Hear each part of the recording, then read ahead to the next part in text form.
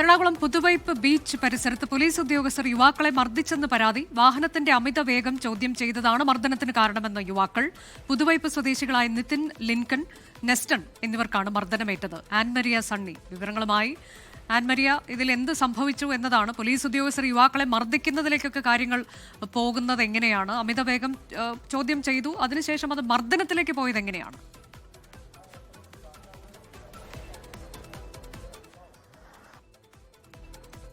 നേരം 6 മണി ഈ സമയത്താണ് ഈ സംഭവം ഉണ്ടാകുന്നത്. പുതുവൈപ്പ് ബീച്ചിൽ നടക്കാൻ വേണ്ടിയിട്ട് ഇറങ്ങിയതാണ് ഈ രണ്ട് യുവാക്കൾ. അതായത് നിതിൻ, നെസ്റ്റൺ എന്നിവരാണ് ഈ രണ്ടുപേര്. ഈ രണ്ട് യുവാക്കൾ അവരുടെ നായയുമായിട്ട് നടക്കാൻ വേണ്ടിയിട്ട് ഇറങ്ങുന്നു. ഈ സമയത്ത് അവിടെ നിരവധിയായിട്ടുള്ള ആളുകൾ വരുന്ന സമയമാണ്. കാരണം പുതുവൈപ്പ് ബീച്ചിൽ ഏറ്റവും കൂടുതൽ തിരക്കുകൾ ഉണ്ടാകുന്നതും ഈ സമയത്തോടനുബന്ധിച്ചാണ്. അതുകൊണ്ട് തന്നെ വളരെയധികം തിരക്കായതുകൊണ്ട് തന്നെ ഒരു കാറിൽ അമിത വേഗത്തിൽ ഒരു കാർ വരുന്നത് കണ്ടു. അപ്പോൾ വേഗത കുറച്ച് പോകൂ എന്ന രീതിയിൽ യുവാക്കൾ പറയുന്നു.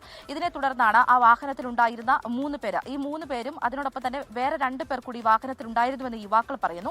ഈ 3 പേര് ഈ 2 യുവാക്കൾക്ക് നേരെ വാഹനം നിർത്തിവെച്ചിട്ട് പോലീസ് ജീപ്പിന് നേരെ കൈ കാണിക്കുന്നു എന്ന് ചോദിച്ചിട്ട് ആദ്യം ചോദ്യം ചെയ്യുന്നു. പിന്നീട് അത് അങ്ങോട്ടും ഇങ്ങോട്ടുമുള്ള ഒരു വാക്കുതർക്കമാകുന്നു. പിന്നീട് മർദ്ദനത്തിൽ കലാശിക്കുകയായിരുന്നു എന്നാണ് പറയുന്നത്. ഈ യുവാക്കൾ പറഞ്ഞതനുസരിച്ചാണ് എങ്കിൽ ഈ പോലീസ് ഉദ്യോഗസ്ഥർ, അത് ഞാറക്കൽ പോലീസ് സ്റ്റേഷനിലെ 3 കോൺസ്റ്റബിൾമാർക്കെതിരെയാണ് പരാതി പറഞ്ഞിരിക്കുന്നത്. ഈ പരാതിയിൽ പറയുന്നതിന്റെ അടിസ്ഥാനത്തിലാണ് എങ്കിൽ ഇവർ പോലീസ് വേഷത്തിലല്ലായിരുന്നു എന്ന് പറയുന്നു. അതോടൊപ്പം തന്നെ പോലീസ് ജീപ്പിലുമായിരുന്നില്ല, പിന്നീട് മദ്യപിച്ചിരുന്നു എന്നും ഈ യുവാക്കൾ പറയുന്നുണ്ട്. എന്തായാലും ഞാറക്കൽ പോലീസ് സ്റ്റേഷനിലും അതോടൊപ്പം മുളവക്കാട് പോലീസ് സ്റ്റേഷനിലും അതോടൊപ്പം തന്നെ പോലീസിലും DGPക്കും മുഖ്യമന്ത്രിക്കും അടക്കം യുവാക്കൾ എന്തായാലും പരാതി നൽകിയിട്ടുണ്ട്. ഇന്നലെ വൈകുന്നേരത്തോടുകൂടി തന്നെ എറണാകുളം ജനറൽ ആശുപത്രിയിൽ ഇവർ ചികിത്സയ്ക്കായിട്ടും എത്തിയിട്ടുണ്ട്. യുവാക്കൾക്ക് കാര്യമായിട്ടുള്ള പരിക്കുകളും സംഭവിച്ചിട്ടുണ്ട്.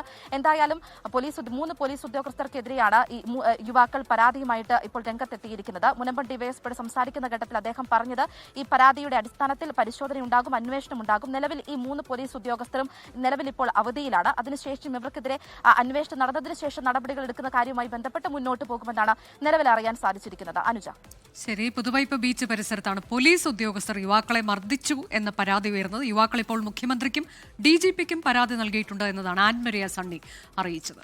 ലോകത്തെവിടെയായാലും ഏത് സമയത്തും 24 വാർത്തകളും ഓഗ്മെന്റഡ് റിയാലിറ്റി പാക്കേജുകളും എക്സ്പ്ലെയിനറുകളും വിശദമായി കാണാൻ ഞങ്ങളുടെ YouTube ചാനൽ നിങ്ങൾക്ക് സബ്സ്ക്രൈബ് ചെയ്യാം.